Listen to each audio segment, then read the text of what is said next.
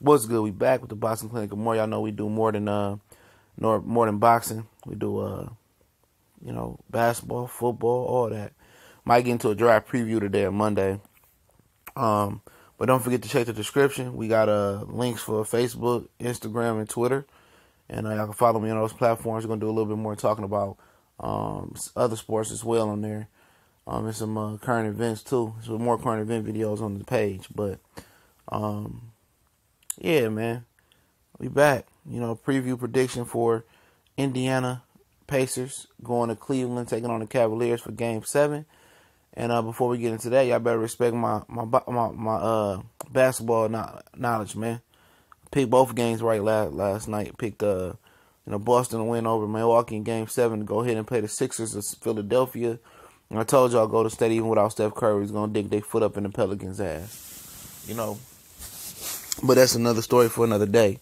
But this is Game 7, and for Indiana, they need everybody to step up. And usually role players don't play as good as they do at home, and that's the issue. Indiana got to play loose with nothing to lose. You got to know the referee, Adam Silver, the NBA, all against y'all beating LeBron in the first round. Everything stacked against them. Legitimately, they probably got a 5% chance in reality to win this game. They gonna get the shit end of the sticks. They gonna be, they gonna get the bad calls. They gonna get the most foul calls on their stars. So they gotta they gotta play loose. They gotta play, I don't give a fuck to win or lose. That's how they gotta play because they backs against the wall. The NBA don't want to see LeBron go out in the first round. That's just plain and simple. We know they got new stars in Philly and Toronto looking good, but at the end of the day, the NBA needs LeBron to do well. And it's not a pure sport. The NBA ain't been pure in a long time. It ain't been pure. It never will be pure again. It's a business. It's about money. It's about LeBron bringing money to the league, and they will not let him go out in the first round. Let me say that first. Point blank, period. But for Indiana, Oladipo got to step up. He got to hit his shots, but not only, he got to get himself in the rhythm early, get to the basket, because Cleveland don't have a rim protector. They need to attack. Him and Lance needs to attack the basket. Corey Joseph needs to attack and kick. But him and Lance need to attack the basket with reckless abandonment, and force the refs to make some calls or get to the free throw line and soften that defense up. So guys like Bogdanović can hit shots. Guys like Collison can penetrate and kick. Him and Corey Joseph can penetrate and kick. I think it's important for Thaddeus Young to have a good game too.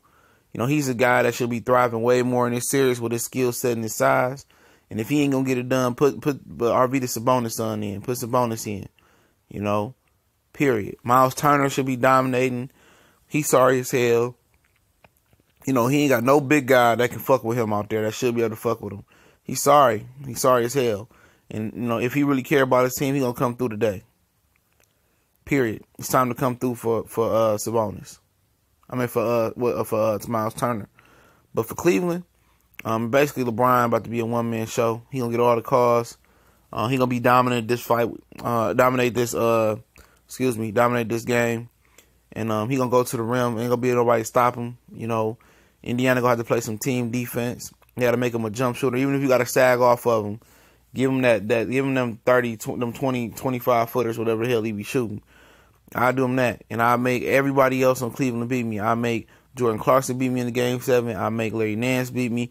I'll make Tristan Thompson beat me. I'll make Kevin Love beat me. That's the one you probably got to worry about, Kevin Love. Kevin Love beating you, but I'll live with it. I'm not letting LeBron get to the rim. I'm sacking off of him, putting 2 or 3 people around him, and I'm letting him pass the ball and make somebody else beat me in the Game 7. And that's just simple, plain and simple like that, man. I don't think it's going to be close. I think Cleveland is going to blow them out. LeBron probably going to have 40, 15, and 12 or some shit like that with 7 blocks. I don't trust Oladipo in this situation. I don't think he ever been in a situation leading the team. It's going to be too much pressure on Indiana. It's going to be too much against Indiana going against Cleveland today. But if they play loose, they got a chance, And if they play Lance and Oladipo and Lance can play good off each other, and they can get those guys to drive to the bucket. And Bogdanović and Thaddeus Young and Collison can hit their shots, they may be a problem. You know, they may really be a serious problem. You know, it's all about attacking because Cleveland don't have nobody in the middle. Oladipo got to attack. Lance got to attack. Corey and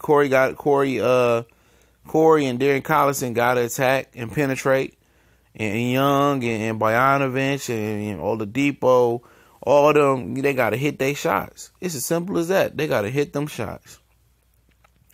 You know, but I expect Cleveland to through their thug thizzle real quick. I expect Cleveland to dominate the game. I expect LeBron to pull up, you know, unworldly numbers tonight. And I think he's going to show up in the game 7 in the first round. He's just too good not to. He's just too good not to will them sorry-ass Cavaliers to a victory over some Oladipo Pacers. You know, he ain't losing to no Oladipo. I'm telling you that right now. You know, he ain't losing to Oladipo and the Pacers.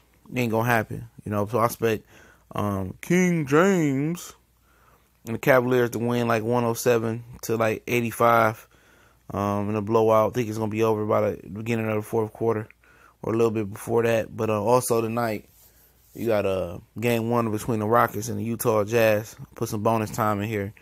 You know, I just think it's too much to ask Utah to get 1 day rest and come and play the Rockets in Houston. You know, without Ricky Rubio. But I think it's going to be very important for Utah to defend. If Utah is able to defend with Exum, that's at least what he can give you, a long-rangey defender with some athletic ability. Burke and Royce O'Neal, they might have a chance. You know, I'm still not sold on Houston defense. I think Mitchell, you know, nobody on there can stop Mitchell. You can put a reason on him. A reason ain't the defender he used to. PJ Tucker, garbage. You know, obviously Chris Paul and James Harden not going to be able to contain that guy. And I think another thing about the series is going to be is Gobert can defend.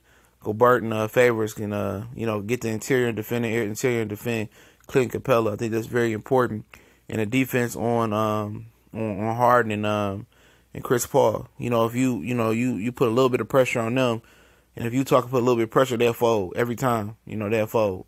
They don't show up in big games. Neither Chris Paul, either he get injured or he'll make some big shots, but he's just never there in the big moments.